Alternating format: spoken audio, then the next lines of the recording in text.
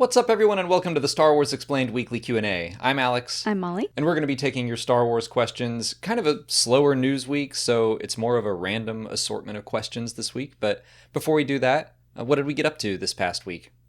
We went to one of our favorite breweries here in Atlanta for their Oktoberfest celebration, which was really fun. Had several liters of beer. Half liters. Okay. I mean, well, added up, it still was several liters. Well, half liter at a time. Like No, 1.5 liters, maybe? no boots. No boots. Then on Sunday, we went out and saw a stand-up show. We haven't been to a stand-up show in a long time, but Mateo Lane was in town at the Fox Theater, so got to see him live. He's very funny. He's someone like, I saw him on TikTok a couple years ago. I feel like he just exploded onto the scene, but he's been doing stand-up for 16 years and just like really quickly has gained, I think, a lot of popularity. Well deserved. He's very funny, and the Fox Theater was full. I was surprised. Like, big venue. It was completely full. It was a lot of fun. It is interesting, like, with how big TikTok and Instagram is now for like reels and shorts and stuff. That's how so many like comedians and music artists are getting seen more and more now. Like, I think that's how Chappell Roan kind of started to become more popular, because people found her through TikTok. I love Mateo because he's about our age, maybe a little bit younger, but just has those same He's kind of... 38. Oh, really? Okay. Yeah. Well, he looks great. I just listened to a podcast with him on it. It was so true. They were talking about how good he looked, and he was like, thanks to fillers, Botox, hair plugs. Well, I like that he has a lot of the same cultural touchstones that we do. So he makes jokes about like Pokemon and Zelda and all the things we grew up with. So Yeah. it's weird seeing like what we're aging into comedians who are now like making those good old day jokes.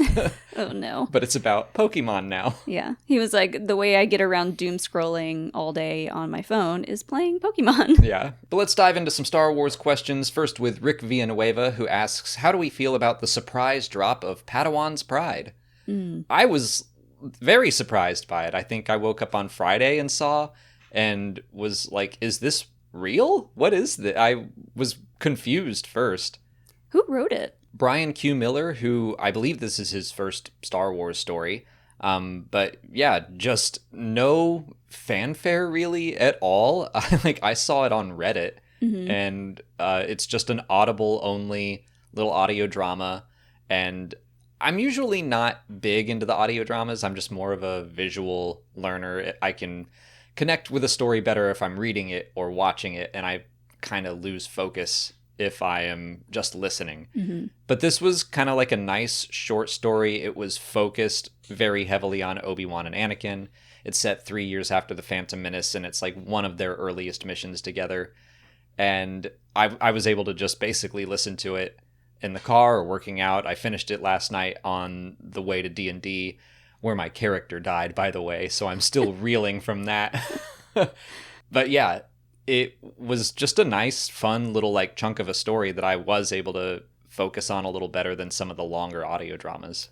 I guess because this drop came out of nowhere, I kind of feel bad for the author, because they weren't able to like spend a week or 2 or 3 like plugging that it was going to come out. Yeah, I was also surprised that there was just no fanfare around it at all. No lead up to it. It's just like, it's out now. And we're like, oh, okay. Yeah. And it was enjoyable. It made me excited and hopeful for more Obi-Wan and Anakin stories set at this point, specifically the in between episodes 1 and 2.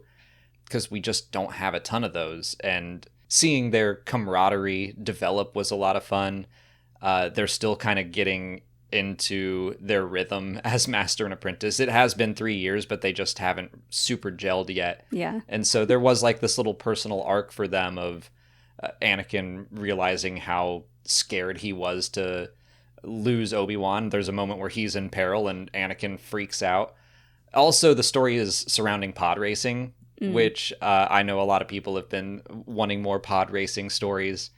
And it's a very good premise and setup that basically the Jedi know something is going along with like this underground pod race and there's more to it. So they need someone to go undercover, and like who else to do it but Anakin? So obviously they send him. So it was a fun setup, fun story. It worked well as an audio drama. I still wouldn't mind getting a written down script for myself, but I liked it. I like to imagine Obi-Wan talking to like Mace Windu one day, and he's like, you know, we're not really gelling yet. Yeah.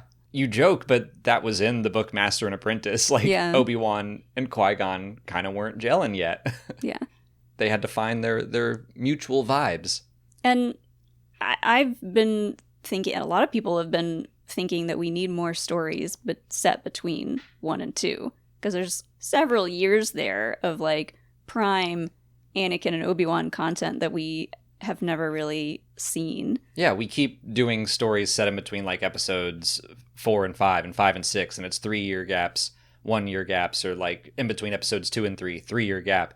This is a 10-year gap of just Obi-Wan and young Anakin stories that we can mine. So I would love that maybe the comics go there after this whole Battle of Jakku thing, which that starts, I think, this coming week. And I'm excited for that, but I would love to see some younger, pulpy adventures with those two. I think that'd be great. How long is it? It's not very long, right? It was like 4 hours. Okay. Yeah, that's nothing. And I listened to it on 1.5 speed. So I think I listened to it in like 3 chunks. Yeah. That's like, depending on your commute time, I guess, that's like a to and from work couple of days. I should listen to it. But I'm the same way. Like, my mind will wander if I don't also have something to hold and like read along with, or if I'm not doing anything. So I might wait and see if they're gonna release. I guess they're probably not gonna release a written format for I doubt it. A long time. So I will be on a plane soon, so maybe I'll listen to it there. There were moments where I caught myself just kind of wandering off, and then I would hear there's one specific moment that it was just like a fun little reference, but it caught my ear, and I was like, oh, hold on. I like had to back up several minutes and re-listen. Michael Caddick 1915 asks, will Rebuild the Galaxy get a second season? I sure hope so. They did leave it on a little bit of a cliff. I don't know if it's a cliffhanger, but like, I would consider throwing Baby Yoda into the mix a cliffhanger of sorts. So last week we were theorizing that could be an actual Baby Yoda. I think that would be hysterical. Yeah. That they just can't tell them apart, and then we get old Grogu at some point. It's just a clone of Yoda. Oh no. Yeah, I really enjoyed those 4 episodes. I hope they do more. It is something that if they don't, I'm not going to be just devastated, because the story, I think it isn't concluded, but it did enough that I felt emotionally fulfilled with it. Mm-hmm. So I'm not like really, I need a second season, but I assume they're going to continue doing these Lego shorts. Like, we've had 3 or 4 of the like 1 hour specials, and then I think this was them seeing if they could do something a little bit longer. And I think the response has been good. I don't know what the viewership is like, but I would welcome more of that style and format, that story, those jokes. Yeah. It also strikes me as that ending with the Landalorian and Baby Yoda, that strikes me as like them saying, we really wanted to get Lando and Baby Yoda in this, but we couldn't really figure out how in our allotted time. So it may not be a teaser for what's to come. It might just be them being like, put them in at the end. Yeah, it's like they are out there. They exist. Yeah, and that was maybe my criticism of the whole thing, is that they had so many good ideas that I kind of wish that they got more focus. I mean, Darth Jar Jar, everyone was so hyped for that, and he was wonderful, but he's not in it that much. Yeah. And so I would not mind seeing more of Darth Jar Jar if they're going to do something with the Landalorian and Baby. Just Baby. that they get a little more focus instead of like cramming them in for another quick joke. Yeah. And then running off to do something else. So yeah, like I do think that there are plenty of ideas in this whole remixed galaxy. It's almost impossible to run out of new fun ideas to explore and joke about. Today's video is brought to you by Raycons, who just launched their upgraded model of the best-selling everyday earbuds. The latest version comes with active ergonomic design, multi-point connectivity that lets you pair with 2 devices at once, and active noise cancellation.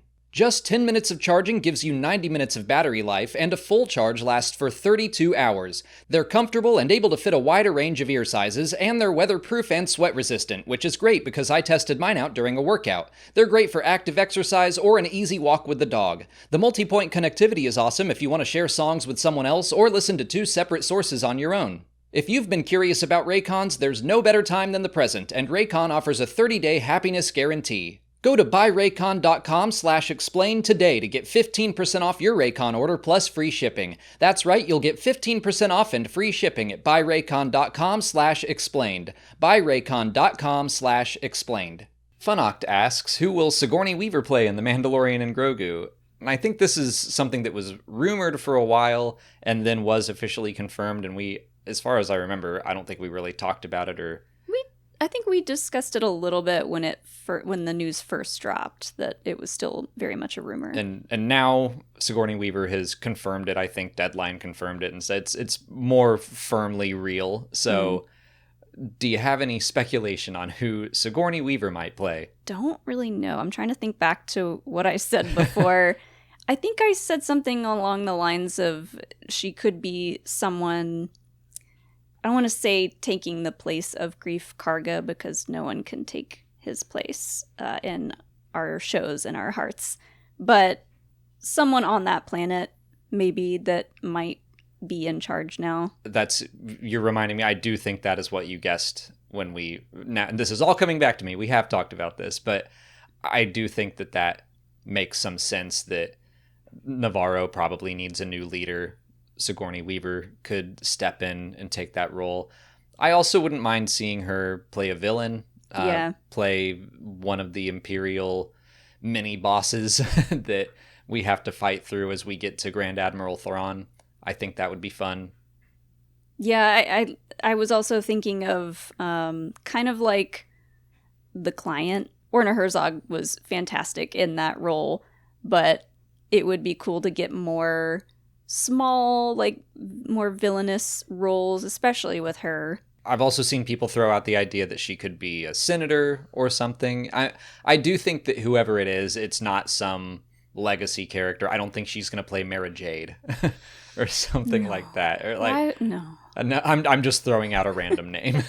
I haven't even seen people speculate on that. It's more just, I think that Star Wars fans tend to go, someone is going to act in this, like when Christopher Lloyd was announced to be in The Mandalorian, and people were like, is he Jorah Sabayoth? Yeah. and he's just random security man on that some guy. Planet. So I'm expecting something, not that much of a bit part in an episode. Since this is a movie, I think she will have a significant role, but I don't think it's going to be someone that we have heard about for a long time. Do you think she will be an alien, or will she like a xenomorph? Like, will she just look like herself? I think it'll probably just be Sigourney Weaver. Yeah. Prince Anthony 989 asks, do we think we'll see Lux Bonteri again in live action or animation? When I get to my Clone Wars frequently asked questions video, which I will do after I'm through with all the movies. That one's going to be... That'll be a big one. A lot. Yeah, that'll be a big one. There's a lot of what happened to Lux, what happened to Rada the Hutt, what happened to the Zillo Beast. Thank God we have an answer for that now. Corky is another one that comes up a lot. Where's he? Is Corky Obi-Wan and Satine's love child? Sure. But for Lux, we do have an answer for that. If you haven't read the Inferno Squad book, the tie-in to Battlefront 2, he is involved in that story. But I also think that there is plenty of room for him to come back in animation, and I wouldn't really be surprised to see it. Like, that seems like something Dave Filoni would want to follow up on at some point. Mm-hmm. He was a character that was close to Ahsoka. He wasn't, like, huge in the Clone Wars. He wasn't in a ton of episodes, but fans obviously want to know where he is, and I think that there's plenty of room in between the Clone Wars and Battlefront 2 Inferno Squad to fill in some gaps. It would be cool to see him and Ahsoka reunite. just see what that conversation looks like. It really depends on, I mean, I assume we will be getting some new animated series to replace The Bad Batch. And there were teases that we'll be following up on Asajj Ventress and how she's alive and so on in other content. And whether or not that's an animated series or something else. But if they do another animated series that kind of follows after The Bad Batch, I could see Lux popping up in it. And Saw Gerrera is still around, so maybe they're still working together. What is Lux's, like, what's his position in the Battlefront 2 tie-in? He basically helps a few survivors of Saw Gerrera's partisans. He has the code name The Mentor. So yeah, he's still alive. We don't know his fate at the end of the book. His fate is ambiguous. Maybe Iden Versio killed him. Maybe she spared him. We don't know for sure.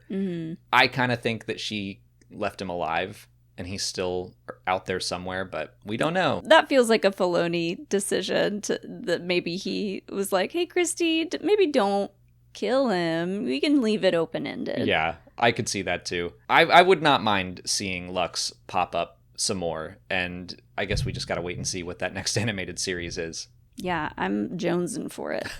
I want to know what it's gonna be. After The Bad Batch, yeah, like, I miss having something like The Bad Batch to watch. Yeah. Do you think they'll wait until, like, April Celebration Tokyo time to drop any hints? I'm starting to think that. I mean, it's still 6 months away, so... And we'll have Skeleton Crew and/or Season 2 probably before April, so... Yeah, I don't know. I hope Andor is after April. You hope it's after April? Yeah, just because I don't want to be covering Andor while Celebration is happening and we're in Japan. Yeah. And also, we don't know what they've got going on after Andor. Like, there are no other series lined up, so it kind of makes sense to spread it out a little more. Have it start in, like, May or June. And then, I don't know what's going to happen after Andor. And then we can have this animated series in the latter half of the year. John B. Hall asks, what are the best DIY Star Wars Halloween decorations? Because we are entering spooky season. I mean, we already started it, basically. Yeah. But spooky season is just a part of who I am. You just got it all out early, started decorating. But now October is when normal people really start decorating for spooky season. So Sure. What do you got?